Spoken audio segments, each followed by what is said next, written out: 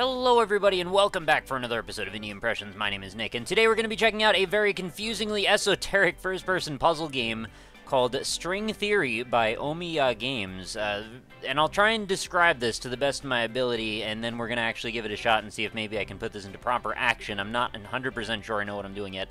But there's going to be a fishing pole, and we're going to be trying to attach objects to it, and that will, for some reason, unlock other objects, which will then continue to spiral toward getting larger in sort of a Katamari Damacy-esque fashion.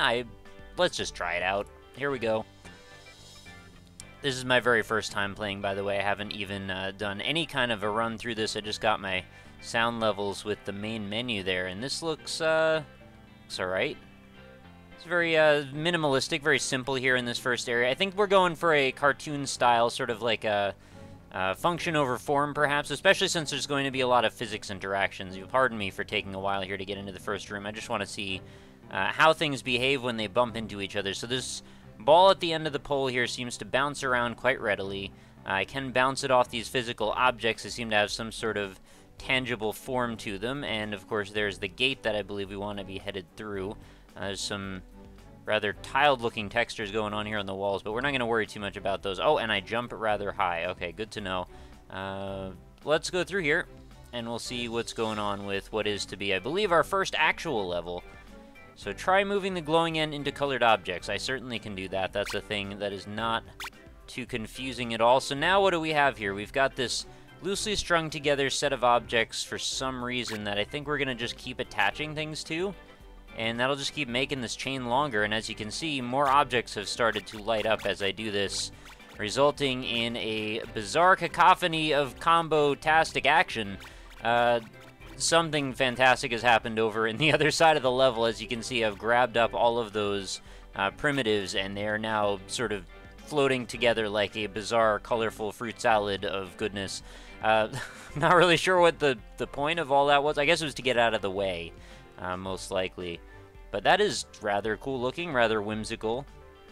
Just want to see what happens if I sort of wield these things and swing them around. It looks like they've all got some sort of very loose light physics attached to them, and then as you can see on the ground, they all seem to have some shadows going on as well. I seem to have caught some of them outside of the bounds of this level for whatever reason. Alright, let's just move on to the next level then before things get too out of control. I like that I don't have to worry about what I'm doing with all of these objects too, because otherwise things would get really, really hectic really, really fast. So the gate is up on top of this mountain is box, I suppose. I'm not sure what these textures are all about either. As you can see, there's like hearts on one thing, arrows on another thing, pluses on another thing, half shading on another thing. I guess it's just to break up the space, or maybe these are going to turn out to be separate boxes, most likely that part. So I should probably stop overanalyzing things. Can I grab this colored object? Probably not. No, I can't. Alright. Oh, I think I got my ball stuck on the other side. Alright, there we go. We're good. So let's pick up some stuff. There's also a small amount of light that seems to possibly be emitted. Is that what I saw? I thought I saw when I was in a shadowy area that maybe one of these was... Yeah, it's producing a very small amount of light around it, as well as a stack of particles, and a bunch of other stuff seems to be happening. Especially when we pick up another one. There's a little, you know, confetti explosion firework type thing, which is kind of exciting. This game certainly has a happy mood to it, which is very refreshing. It's very simple. It doesn't require much of any explanation. Despite me thinking it needed lots of explanation, I was actually just mistaken. It's basically surface value. If you can see it and interact with it, you will figure this out in 3 seconds. My goodness, what have I done? I've grabbed the bottom part, but not the top part. And it looks like I've turned them away from being interactive, which is kind of scary. I don't know what that means. Did I break the game? Can I grab the piece that the gate is sitting on? Maybe I can pull it down from the top here. I'm not entirely sure. Also, I've triggered the cylinder to start spinning. No, I think I've broken this level. Oh, unless I'm just supposed to grab this part at the bottom. It's probably this. There we go. I just maybe need to knock this out of the way. Maybe I can topple the whole tower. Maybe I could use all the stuff that's attached to me to pull back in the opposite direction and knock some stuff down. That does not seem to be how things are going, unfortunately. Oh! Wait. Why are they changing color now? I'm clicking. I haven't had to click up until this point. Am I releasing certain objects from my grasp? Is that how we're doing things? I'm grabbing things. Maybe I can only have certain ones in my focal point. I kind of like that I have no idea what's going on at all. It's usually a problem, but in this particular game, it's kind of just silly fun. The only problem could really come in is if you're, like, presented with some sort of rather serious, confusing puzzle and you just get frustrated. I doubt that's going to happen in this game, because really, how far can you take this concept? Which I'm honestly quite curious to know how far you can take this concept. Let's go on through the next one. I thought I was going to have to reset there, but that was not the case. Also, in case you were wondering, I did in fact notice that flickery texture that's above all of the gates. I just have chosen not to mention it up until now for some reason.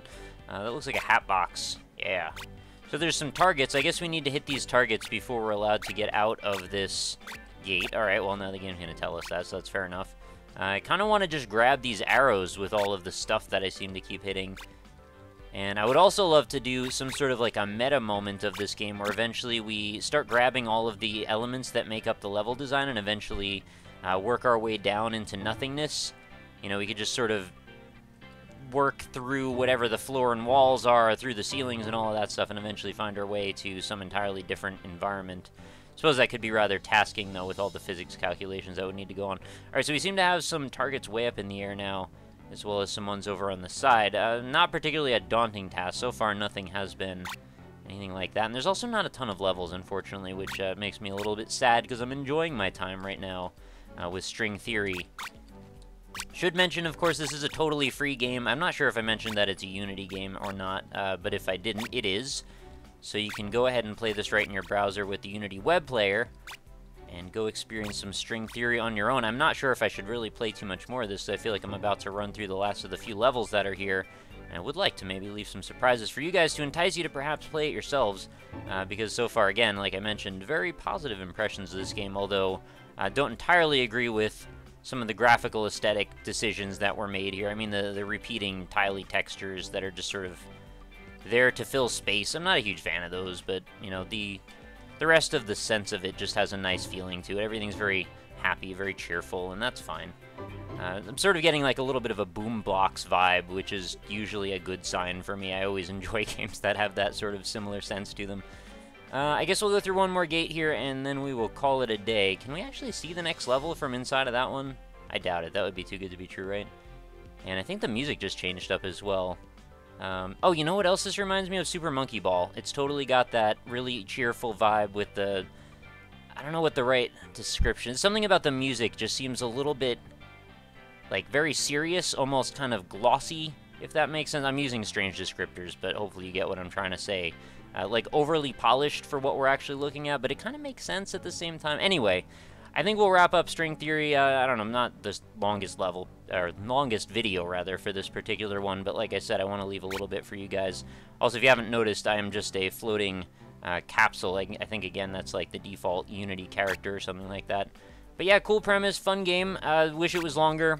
But, you know, it is what it is, and if you'd like to go try it out, again, links in the description, as well as all of my other links if you want to check me out and check out some of my more personal stuff. You can find me on Twitter, Facebook, Twitch TV, all kinds of other places, and all those links are going to be right in there. So feel free to browse around, find some other games if you'd like. Over 700 other games I've covered on my website, indie-impressions.com, so give it a visit if you'd like. I would appreciate it, certainly.